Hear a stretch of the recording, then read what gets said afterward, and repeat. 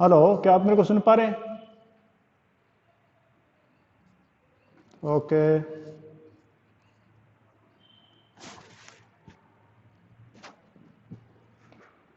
Hello, good morning to all of you.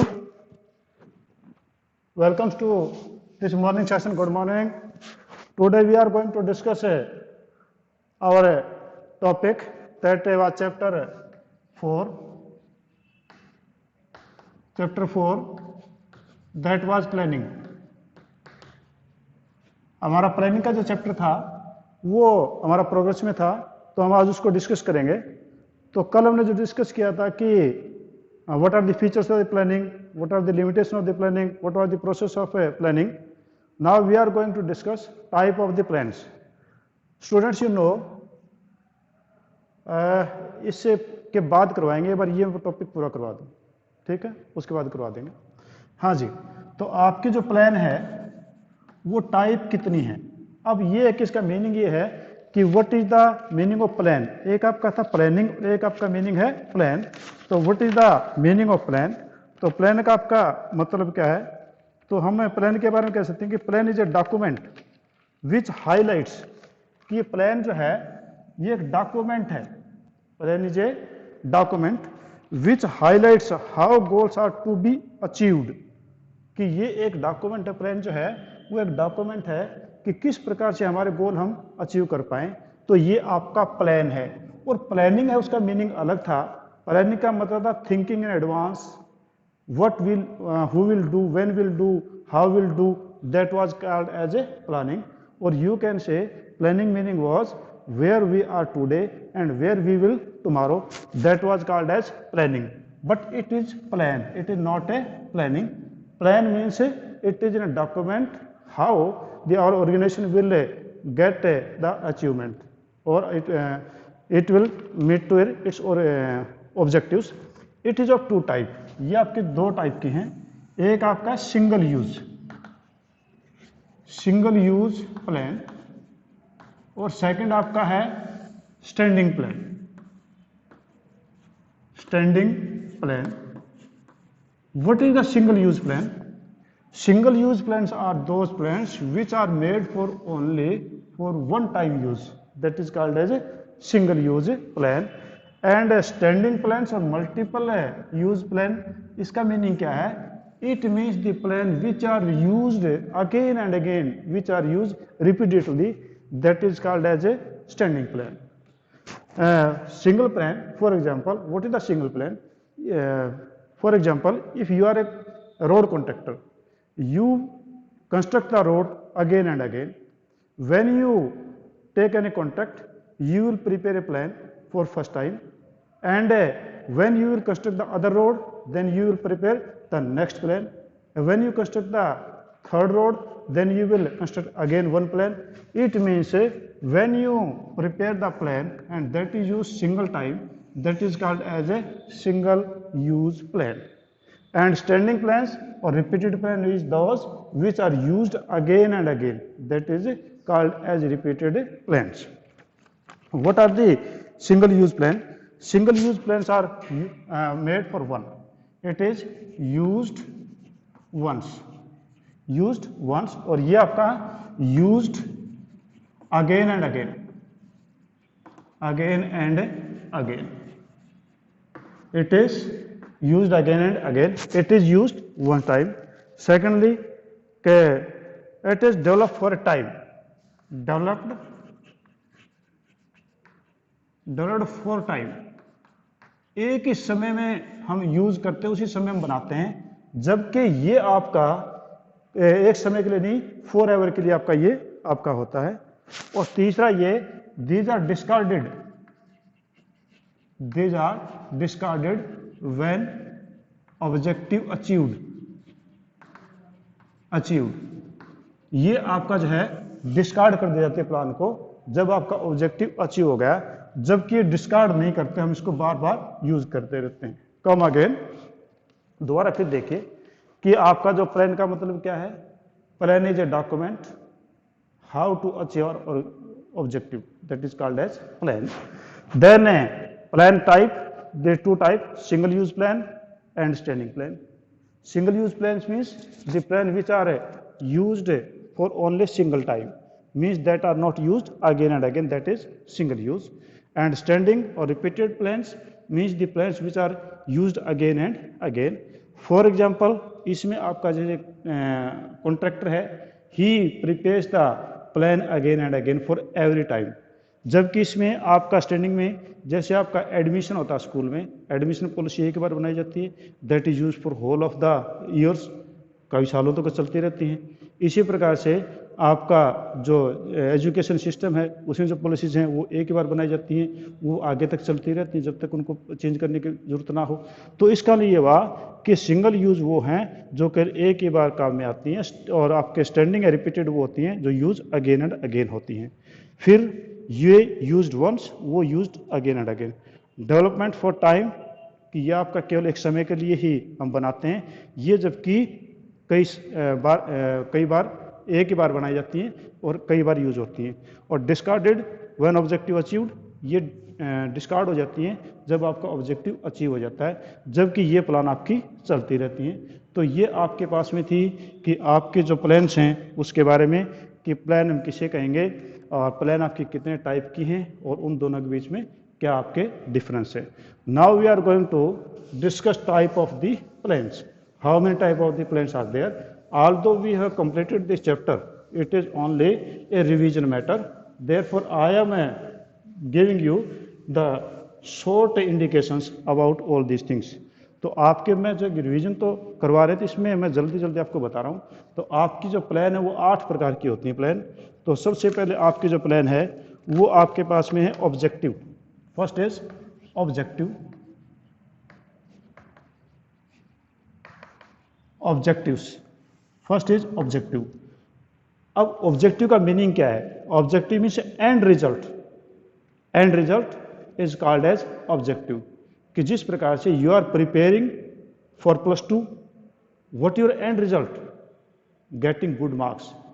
If you achieved 95+, it means you achieved your objective. And इसका मतलब क्या हुआ? Objective का मतलब हुआ end result. These are called end result. End result are called as objective.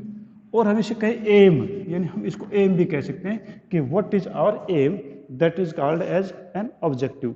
तो आपकी जो प्लान है उसमें सबसे पहले आपके प्लान आती है objective.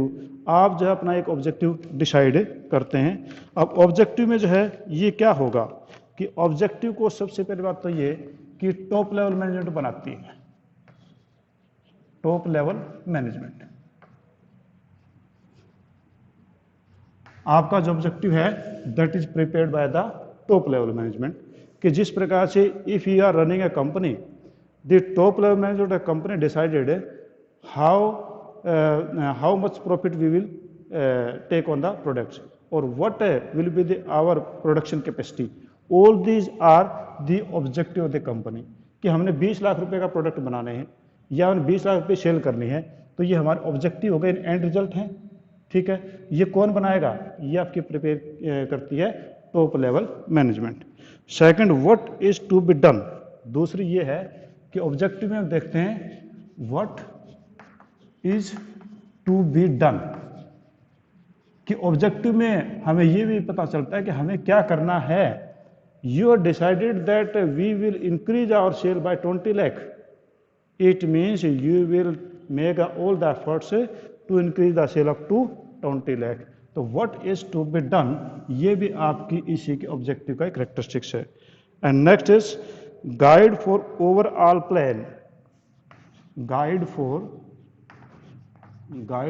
Overall plan. Guide for overall plan. Overall plan के लिए आपका ऑब्जेक्टिव जो है वो गाइड करता है। आपने जितनी प्लानिंग की उस प्लानिंग के पीछे केवल एक ही चीज आती है, दैट इज योर प्लान। कि आपकी प्लानिंग क्या है, प्लानिंग किसके लिए? ऑब्जेक्टिव अचीव करने के लिए। तो आपके यहाँ पर ऑब्जेक्टिव का मतलब हुआ एंड रिजल्ट। ये एक आपकी प्लान है, एंड रिजल्ट या एम कहें। ये कौन बनाता है? टॉप लेवल मैनेजमेंट बनाती है। और ये इसमें what is to be done, क्या किया जाना, ये डिसाइड हो जाता है। और तीसरा guide for overall plan, overall plan के लिए गाइड होता है। ठीक। ठीक है जी। तो ये चीज़ें इसमें होंगी। नेक्स्ट आपके पास में है, फॉर ए मिनट,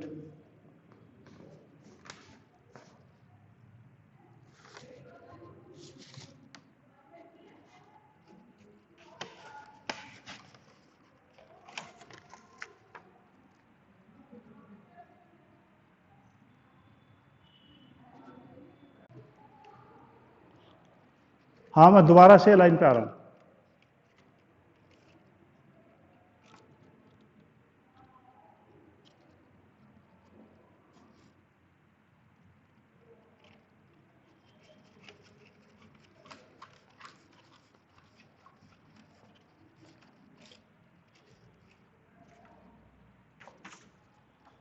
हाँ जी, लेट अस सी। आपका जो इसमें आपका पहली प्लान है that is objective, end result is called as objective और कैन से एम। इसमें आपका ये बनाता कौन objective? Top level management prepare sheet. Secondly आपका इसमें ये भी डिसाइड होता है what is to be done, क्या किया जाना है। थर्ड है गाइड फॉर ओवरऑल प्लान, और ये गाइड होता है सभी किसी पूरी प्लान के लिए। Next is second is rule. Rule के बारे में तो आप अच्छी तरीके जानते हैं। यू पीपल है और told in the school that you should remain in, you should obey the rules and regulations everywhere you go. You think or you see that some rules are there. अब वो rule का मतलब क्या है? अब rule का मतलब ये होता है कि code of conduct of organisation. Code of conduct, rule का मतलब होता है code of conduct. Code of conduct, आपका कोड ऑफ कंडक्ट आपके ऑर्गेनाइजेशन में क्या होगा? What is the code of conduct? और ये हमेशा ऑर्गेनाइजेशन के लिए गुड होता है, यानी अच्छी चीज़ों के लिए आपके रूल बनाए जाते हैं। तो ये आपके जो रूल होते हैं, rules means A code of conduct, कि आप किस प्रकार से व्यवहार करेंगे, तो ये आपका रूल कहलाता है। और रूल के अंदर जो है ये होता है कि what is to be done, what not to be done, यानी what should do and what should not do।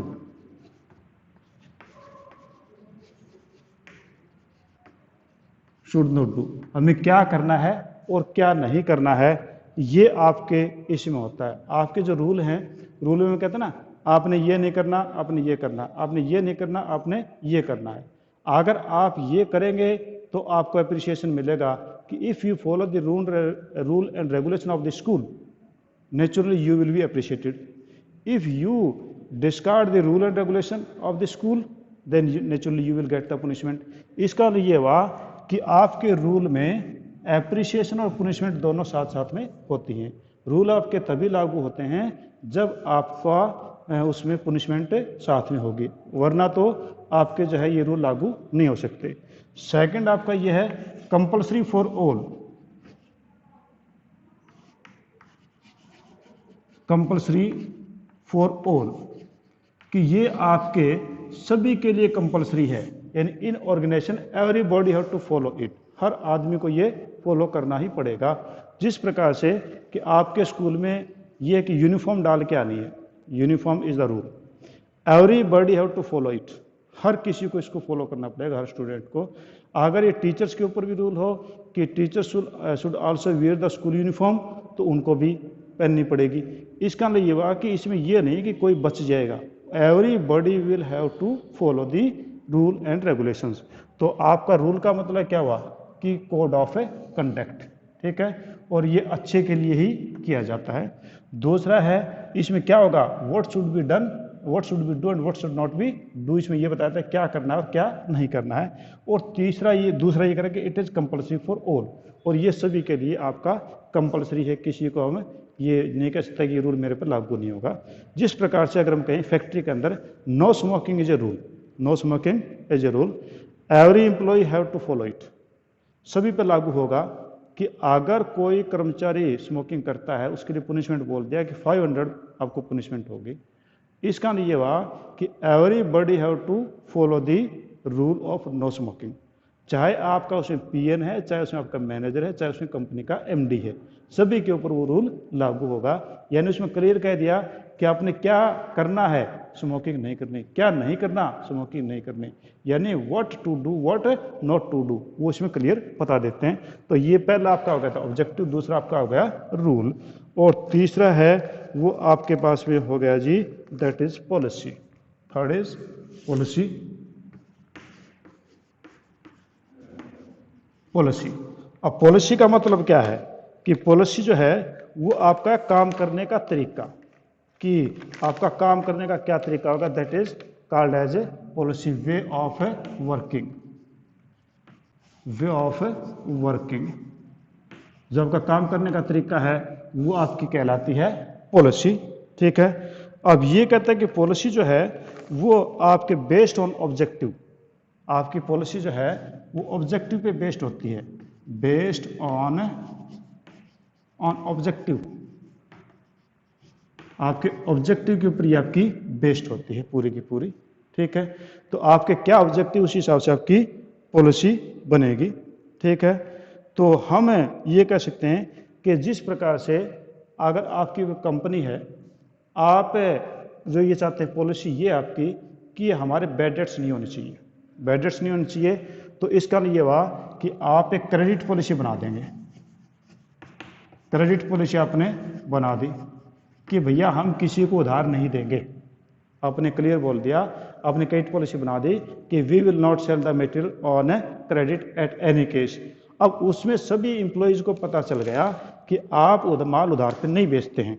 आप माल उधार पर नहीं बेचते तो चाहे आपके कंपनी का एमडी हो और चाहे आपके कंपनी का अकाउंटेंट हो, सभी को पता है कि आप माल उधार नहीं बेचेंगे। तो ये आपकी कहलाती है आपकी पॉलिसी। यानी पॉलिसी जो है वो बेस्ड ऑन ऑब्जेक्टिव होती है और पॉलिसी आपकी स्पेसिफिक हो जाती है आपके ऑब्जेक्टिव को अचीव करने के लिए। नेक्स्ट आपके पास में है प्रोसीजर। ठीक है, नेक्स्ट आपका है that is called as procedure. Fourth is procedure. Procedure, ठीक है, आपके जो प्रोसीजर है उसका मतलब क्या हुआ, आपने +1 के अंदर जो है पढ़ा होगा इंपोर्ट प्रोसीजर, एक्सपोर्ट प्रोसीजर आपने पढ़ा था। ठीक है, इसी प्रकार से आपने जब पिछले साल स्कूल में एडमिशन लिया था तो आपने स्कूल में आके पूछा था नए बच्चों ने कि जी आपके एडमिशन का प्रोसीजर क्या है।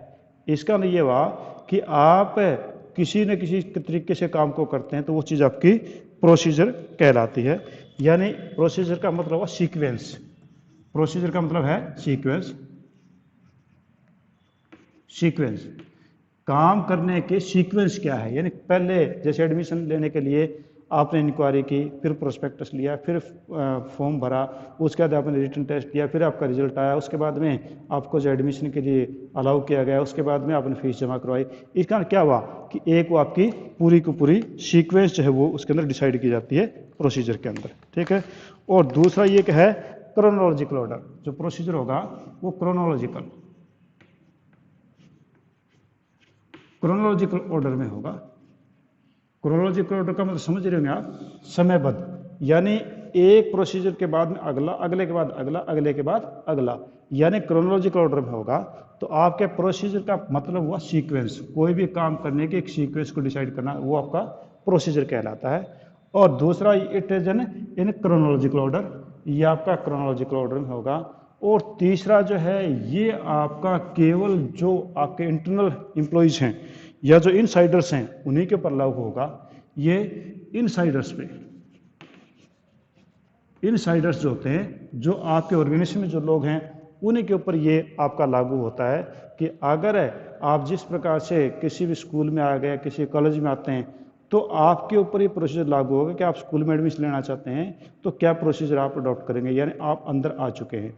तो ये आपका कहलाता है प्रोसीजर। ठीक है, तो पहला आपके पास में था ऑब्जेक्टिव। ऑब्जेक्टिव का मतलब था एंड रिजल्ट या एम। ऑब्जेक्टिव कौन बनाता था, टॉप लेवल मैनेजमेंट। इसमें what is to be done ये डिसाइड किया जाता है ऑब्जेक्टिव में, और गाइड फॉर ओवरऑल प्लान, ये प्लान के हिसाब से उनको गाइड करता है। दूसरा रूल, रूल का मतलब था कोड ऑफ कंडक्ट, जो कि आपके फर्म के लिए अच्छे के लिए बनाया जाता है। दूसरा इसमें what is to be done, do and what should not do, ये डिसाइड होता है। और तीसरा ये सभी के लिए कंपल्सरी होता है। पॉलिसी है, पॉलिसी का वे ऑफ वर्किंग, कि आपका काम करने का तरीका क्या होगा। ये आपका बेस्ड ऑन ऑब्जेक्टिव होती है, जैसे क्रेडिट पॉलिसी है कि हमने किसी को उधार नहीं देना, ठीक है। प्रोसीजर, प्रोसीजर का मतलब सीक्वेंस, सीक्वेंस से होती 1 by 1 सीक्वेंस होगी और उसमें क्रोनोलॉजिकल ऑर्डर आपका लागू होता है और ये केवल इनसाइडर्स के ऊपर ही लागू होगा, ठीक है जी। हम आगे नेक्स्ट प्लान के ऊपर चलते हैं। एक बार मैं बोर्ड को रब कर लेता हूँ।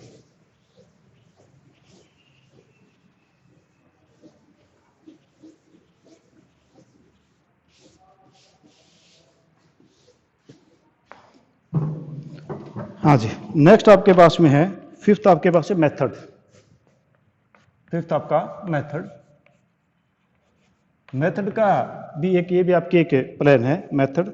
मेथड का मतलब है कि आपका काम करने का तरीका, वे ऑफ वर्किंग हम इसको कह सकते हैं, या way of doing a particular job. जैसे कॉलेज में एडमिशन है, अब आप लोग जो है कॉलेज में एडमिशन लेने के लिए जाते हैं तो वहाँ पर प्रोसीजर तो है ही है, प्रोसीजर तो आपने अडॉप्ट कर लिया। उसके बाद में किस मेथड से आप जो है वो फीस जमा करवाएंगे, आप ऑनलाइन जमा करवाएंगे या ऑफलाइन जमा करवाएंगे, कैसे करवाएंगे, तो उसमें आप किसी मेथड को जो है आप फॉलो करेंगे या आपका ऑर्गेनाइजेशन किसी मेथड को बताता है। तो इसका मतलब हुआ standard way of work. And method में आपका standard way of work, standard way of work इसके अंदर जो है डिसाइड किया जाता है कि आपका काम करने का स्टैंडर्ड क्या है, कौन सा तरीका है, कौन सा रास्ता है कि जिस तरीके से आप लोग काम करते हैं।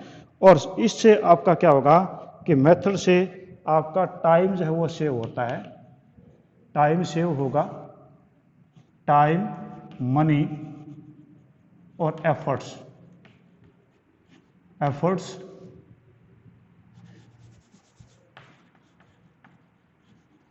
हैं वो सेव होंगे। यानी आप अगर उस प्रोसीजर को, उस मेथड को अपनाते हैं तो आपका उसमें टाइम, मनी और आपका जो एफर्ट्स है वो सेव होंगे। और जिस प्रकार से एग्जांपल है कि आपका डेप्रिसिएशन, आपने प्लस में पढ़ा था, डेप्रिसिएशन है, डेप्रिसिएशन के मेथड जो हैं आपने 2 पढ़े थे, वैसे तो कई होते हैं पर 2 आपके मेथड थे। एक आपका मेथड था वो था डिमिनिशिंग मेथड, एक आपका स्ट्रेट लाइन मेथड। तो ये क्या है कि आपका एक way of, standard way of working था कि आप डेप्रिसिएशन किस तरीके से लगाएंगे, तो ये आपका कहलाता है मेथड। और छठा आपके पास में दैट इज बजट। बजट का मतलब आप समझ ही गए होंगे कि बजट है, जिस प्रकार से हर चीज़ों का बजट आपके घरों में बनता है उसी प्रकार देश में बनता है, उसी प्रकार से आपके यहाँ पर भी बजट बनता है। तो ये आपके बजट कहलाता है। बजट का मतलब हुआ क्वांटिटेटिव टर्म एक्सप्रेस्ड, कि बजट में क्वांटिटी टर्म होनी चाहिए, क्वांटिटेटिव टर्म जो है वो आपकी यूज होनी चाहिए। कि जिस प्रकार से 20 लाख का बजट हो गया, 10 लाख का बजट हो गया, 30 लाख का बजट हो गया, तो क्या है कि क्वांटिटी टर्म उसमें होनी चाहिए, कोई ना कोई क्वांटिटी फिक्स होनी चाहिए, तो ये आपका क्वांटिटेटिव टर्म कहलाएगा। दूसरा प्रीपेयर्ड बाय ऑल मैनेजर्स, आपका बजट जो है प्रीपेयर्ड बाय ऑल मैनेजर्स, आपके सभी मैनेजर जो हैं इसको तैयार करते हैं, चाहे आपका टॉप लेवल के मैनेजर हैं, चाहे मिडिल लेवल के मैनेजर हैं, चाहे लोअर लेवल के मैनेजर हैं, सभी के सभी लोग जो है इसको तैयार करते हैं। और तीसरा जो सबसे बड़ी बात यह है कि it is a controlling device,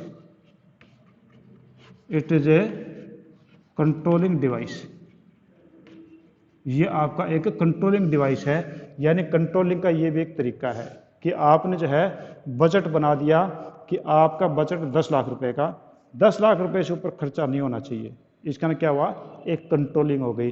तो ये कंट्रोलिंग डिवाइस के रूप में भी काम करता है।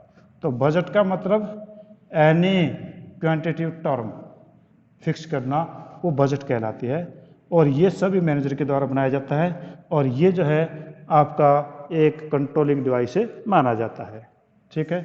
नेक्स्ट आपका 7th आपके पास में है दैट इज प्रोग्राम। प्रोग्राम आपका प्रोग्राम आपका 4 चीज़ों से मिलाकर के बना है। तो आपकी 4 चीज़ें कौन सी थी, वो आपकी 4 चीज़ें थी ऑब्जेक्टिव, जो स्टार्टिंग वाला था ऑब्जेक्टिव, प्रोग्राम में आप ऑब्जेक्टिव को शामिल करते हैं। नंबर 2 आपके पास में पॉलिसी। नंबर 3 वो आपके पास में प्रोसीजर। और नंबर 4 आपके पास में रूल्स। अगर मैं सारे के सारों को मिला दें तो ये एक प्रोग्राम बन जाएगा।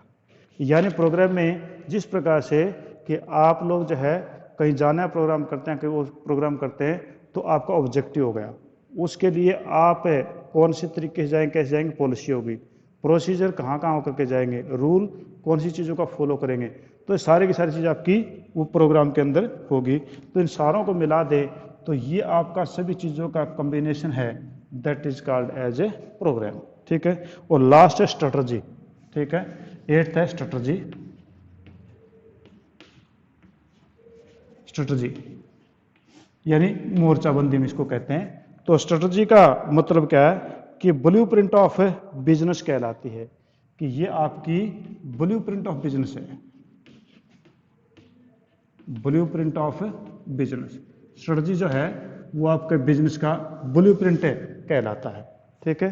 तो यानी आपका बिजनेस किस प्रकार से चलेगा, कैसे चलेगा, तो ये ब्लूप्रिंट कहलाता है।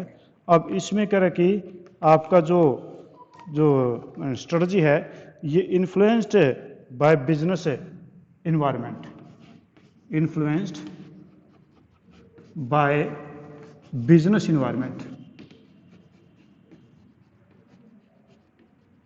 आपके बिजनेस इन्वायरमेंट से जो है ये आपके इन्फ्लुएंस आपके होते हैं। हाँ, ये आपके बिजनेस इन्वायरमेंट जो है इन्फ्लुएंस होते हैं। 1 मिनट, इसको मैं पहले दबा लूंगा जब जब मीटिंग शुरू होती है। नहीं, मीटिंग शुरू होने के बाद दबाना है। बाद दबाना देखो तो फिर हो जाएगा। कितने मिनट का मैक्सिमम, हाँ? कितने मिनट का, 1.5 से 40 मिनट का। ये 40 मिनट चलता रहेगा। तो इसमें नोटों का कितना होना, वो तो बाद में बताएंगे, देखते हैं मीटिंग कर। हाँ जी। अब जिस प्रकार से आपके जो है ये आपका influenced by the business environment, business environment के द्वारा ये आपका इन्फ्लुएंस्ड रहता है। जिस प्रकार से आप देखो जोमेटो की जो आपकी एड है वो कभी टीवी पे, अखबार पे, रेडियो पे नहीं मिलेगी। ठीक है। उन लोगों की स्ट्रेटजी क्या है कि आपके फास्ट फूड ज़्यादा लोग कौन खाते हैं, जो सोशल मीडिया पे रहते हैं, जैसे व्हाट्सएप हो गया, यूट्यूब हो गई, या इंस्टाग्राम हो गया, या कोई और हो गया।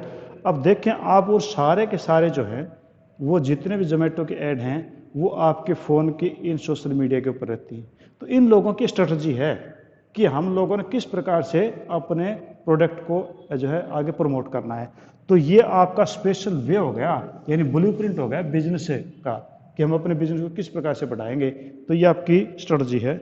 दूसरा कहता है किसमें कि डायरेक्ट फ्यूचर मार्केटिंग डिसीजन, इसमें जो है ये मार्केटिंग डिसीजन को भी दिखाता है।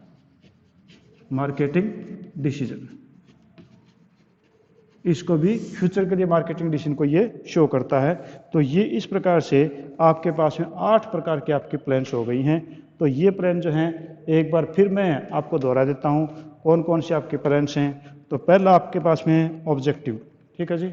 उसके बाद में दूसरा आपके पास में रूल, तीसरा आपके पास में है पॉलिसी, चौथा आपके पास में है प्रोसीजर, और पांचवा आपके पास में मेथड, छठा आपके पास में है बजट, सातवां आपके पास में है वो प्रोग्राम, और आठवां आपके पास में है स्ट्रेटजी। ठीक है जी।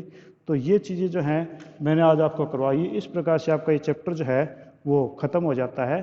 और इस चैप्टर के बाद में आज शाम को 2 बजे जब मैं आपका टेस्ट ऑर्गेनाइज करूँगा, ऑनलाइन टेस्ट होगा। ठीक है। तो अभी जो है फ़ोन में आपने कुछ पूछना है तो पूछ लीजिए, फ़ोन में अपनी तरफ कर रहा हूँ। ठीक है। तो और किसी की कोई प्रॉब्लम होगी तो हम अभी डिस्कस करेंगे।